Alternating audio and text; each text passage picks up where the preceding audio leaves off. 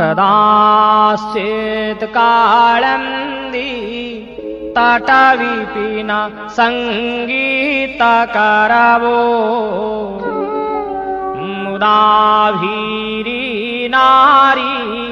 वदन कमलास्वाद मधुपः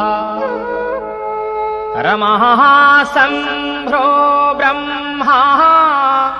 मरपति गणेर्सार्चितपदो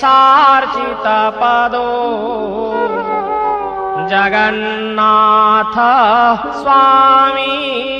नयनपथगामी भवतु मे भुजे साव्ये वेणु शिरसि शिखि पुच्छं कटितटे